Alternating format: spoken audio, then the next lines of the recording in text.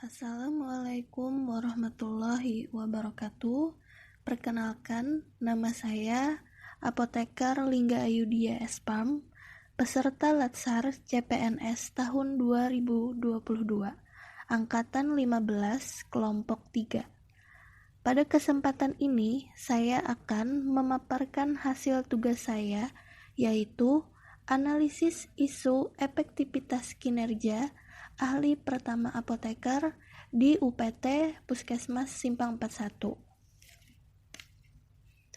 Ada beberapa tahapan analisis isu yang dilakukan, dimulai dari identifikasi isu, kemudian analisis isu menggunakan metode USG, analisis penyebab isu menggunakan metode Fishbone, dan gagasan pemecahan isu dengan analisis SWOT.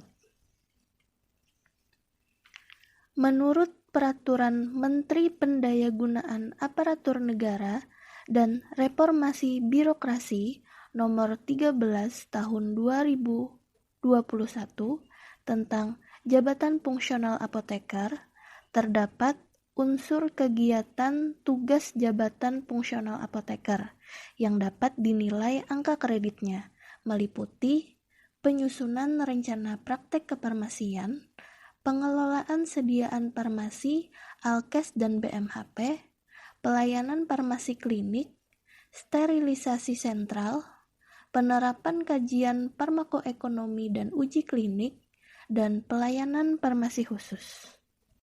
Sesuai jenjang jabatannya, unsur kegiatan ini dilakukan oleh apoteker sesuai ahlinya.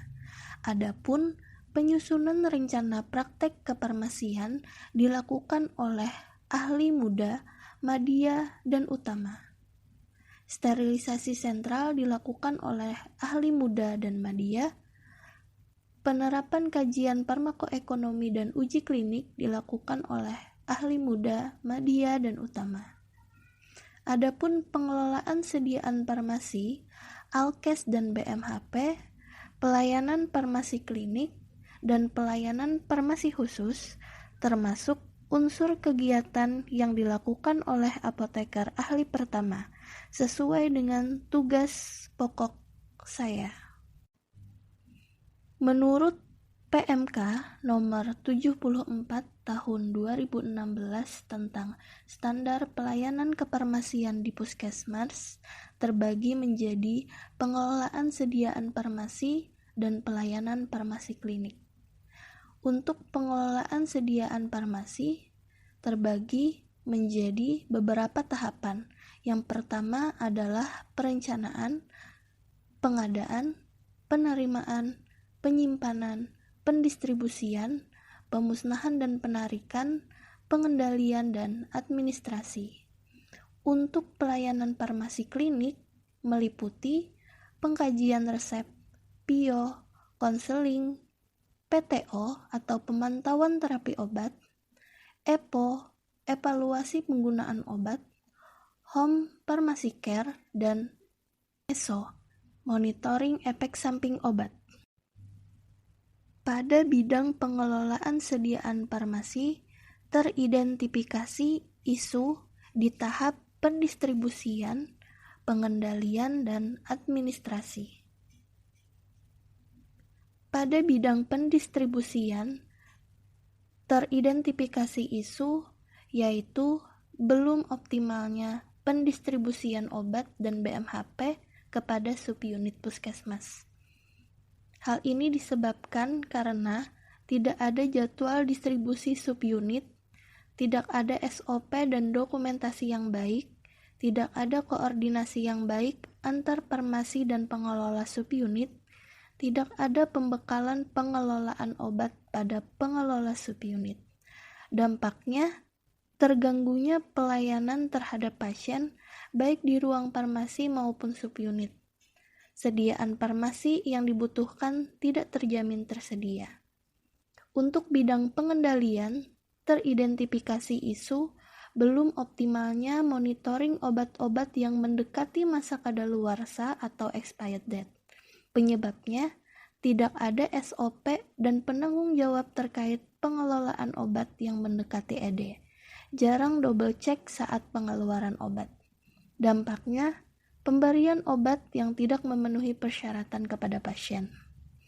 Untuk bidang administrasi, teridentifikasi isu belum optimalnya pencatatan keluar masuknya obat di ruang pelayanan farmasi. Penyebabnya, tidak tersedianya kartu stok kosong, petugas farmasi kurang patuh dalam pencatatan keluar masuknya obat.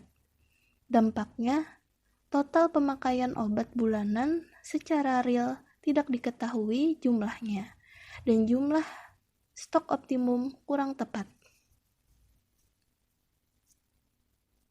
Tahap selanjutnya, analisis isu menggunakan metode USG, urgency, seriousness, dan growth.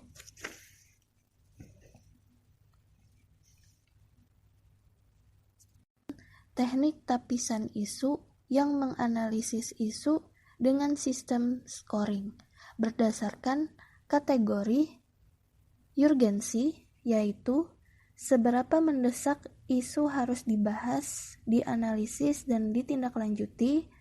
Kemudian seriousness, seberapa serius suatu isu harus dibahas, dikaitkan dengan akibat yang ditimbulkan.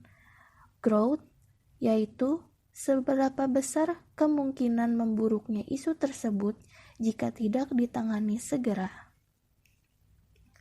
Berdasarkan hasil analisa USG, isu pertama dan ketiga merupakan isu yang lebih mendesak untuk ditindaklanjuti dibandingkan dengan isu kedua. Hal ini karena untuk isu pertama, selama saya bekerja 2 bulan di puskesmas, pasien yang memerlukan tindakan darurat semakin meningkat. Kebutuhan obat di desa juga meningkat. Kebutuhan sediaan farmasi yang diperlukan pada subunit juga beragam. Maka dari itu, harus segera disiapkan strategi dan langkah agar pelayanan pada subunit bekerja optimal. Ketersediaan obat yang dibutuhkan subunit juga terjamin. Adapun isu ketiga dikategorikan mendesak karena sudah seharusnya dan menurut standar pelayanan kefarmasian harus dilakukan pencatatan keluar masuknya obat di ruang pelayanan kefarmasian. Kemudian, pada hasil analisis seriousness, isu pertama dikategorikan lebih serius dibandingkan isu kedua dan ketiga, dikarenakan pada isu pertama dapat memberikan dampak yang lebih besar, terutama kepada masyarakat, seperti saat pasien membutuhkan obat di subunit, namun obat tidak tersedia, apalagi jika pasien harus segera mendapatkan penanganan darurat. Obat memang seharusnya tersedia di ruang subunit, apalagi obat-obat yang tergolong emergensi, untuk mencegah keterlambatan penanganan pasien. Kemudian, pada hasil analisis growth, isu pertama memiliki kemungkinan yang sangat besar untuk memburuk jika tidak segera ditindaklanjuti. Hal ini karena semakin meningkatnya kebutuhan obat di subunit, terutama Poskesdes dan Pustu. Tetapi belum ada pengelolaan yang baik di subunit, sehingga pasien tidak mendapatkan terapi yang dibutuhkan. Terjadi administration error yang berakibat kepuasan pasien menurun. Berdasarkan total scoring hasil analisis USG, isu yang paling prioritas untuk ditindaklanjuti adalah isu pertama, yaitu belum optimalnya pendistribusian obat dan BMHP kepada subunit puskesmas. Selanjutnya, dilakukan analisis penyebab isu dengan menggunakan metode Fishbone. Setelah menentukan isu yang paling utama untuk ditindaklanjuti, selanjutnya dilakukan analisis secara mendalam terkait isu tersebut menggunakan alat bantu dengan teknik berpikir kritis, yaitu dengan metode Fishbone. Metode Fishbone mampu menerapkan kemampuan berpikir berhubungan dengan sebab akibat untuk menggambarkan isu dari akar masalah. Untuk dapat menentukan penyebab dari belum optimalnya pendistribusian obat dan BMHP kepada subunit puskesmas, dilakukan analisis diagram Fishbone. Berdasarkan analisis Fishbone, diperoleh beberapa penyebab belum optimalnya pendistribusian obat dan BMHP kepada subunit puskesmas, yaitu pertama, tidak adanya SOP. Hal ini menyebabkan kegiatan distribusi tidak dapat terlaksana dengan baik. Yang kedua, tidak ada belangko LPLPO yang disediakan. Hal ini menyebabkan kesulitan dalam melaporkan total pemakaian dan permintaan subunit. Ketiga, tidak ada jadwal distribusi obat ke subunit. Hal ini menyebabkan petugas melakukan permintaan sediaan farmasi secara mendadak.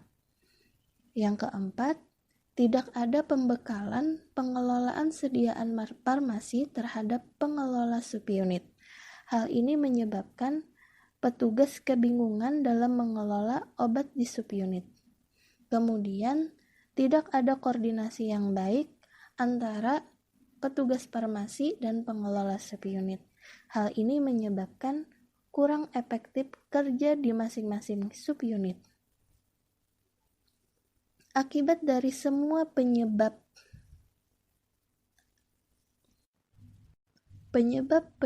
tersebut berdampak pada terganggunya pelayanan sediaan farmasi kepada pasien dan tidak terjaminnya ketersediaan farmasi di subunit.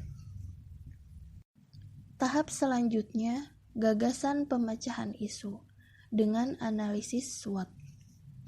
Analisis SWOT adalah analisis yang mengedepankan 4 aspek, yaitu strength, weakness, opportunities, dan threats. Pengertian dari strength adalah kekuatan yang ada dalam perusahaan, dalam hal ini puskesmas, yang mempengaruhi proses pengambilan isu.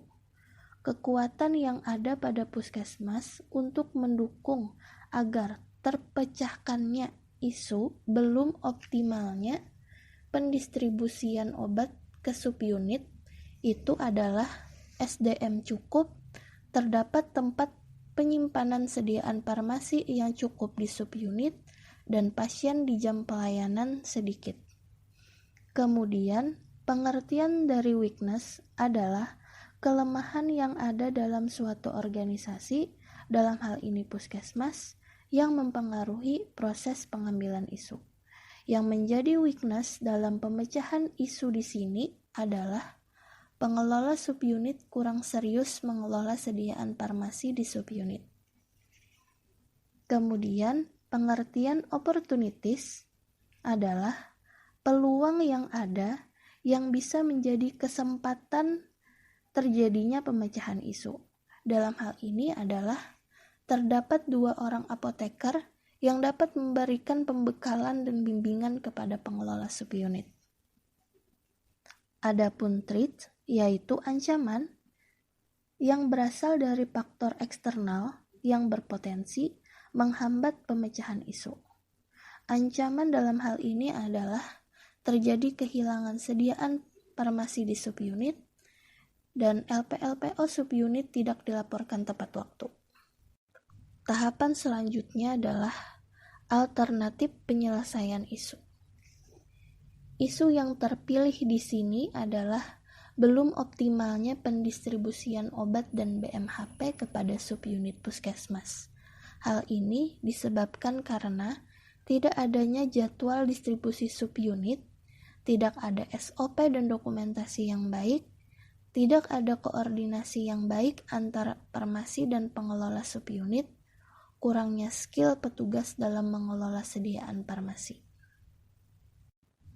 Alternatif penyelesaian. Yang pertama, membuat SOP distribusi obat subunit puskesmas. Tahapan setiap alternatif: pertama, melakukan konsultasi kepada kepala puskesmas dan penanggung jawab UKP dalam menyusun SOP terkait substansi SOP. Yang kedua, mengumpulkan regulasi terkait substansi SOP. Ketiga, menyusun SOP. Keempat, mencetak dan pengesahan SOP oleh kepala puskesmas. Hasil yang diharapkan, tersedia SOP distribusi obat subunit puskesmas. Pihak terkait yaitu kepala puskesmas dan penanggung jawab UKP. Alternatif penyelesaian kedua, membuat belangko LPLPO subunit puskesmas. Tahapannya, yang pertama, melakukan konsultasi kepada kepala puskesmas dan penanggung jawab UKP dalam mendesain LPLPO subunit. Kedua, membuat desain kemudian mencetak LPLPO.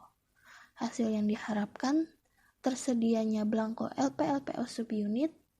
Pihak terkait adalah kepala puskesmas dan penanggung jawab UKP. Alternatif penyelesaian ketiga, memberikan pembekalan tentang pengelolaan obat kepada pengelola subunit. Tahapannya, yang pertama, melakukan konsultasi bahan pembekalan kepada kepala puskesmas dan penanggung jawab UKP. Yang kedua, membuat materi untuk dipresentasikan. Yang ketiga, pembekalan dalam acara lokmin bulanan puskesmas. Hasil yang diharapkan, pengelola subunit memiliki skill dalam mengelola sediaan farmasi dan BMHP. Pihak terkait, petugas farmasi, pengelola subunit puskesmas. Intinya, kita harus meningkatkan kolaborasi antar petugas farmasi dan pengelola subunit. Hal ini agar dapat memberikan pelayanan yang prima untuk masyarakat. Demikian dari saya, terima kasih. Wassalamualaikum warahmatullahi wabarakatuh.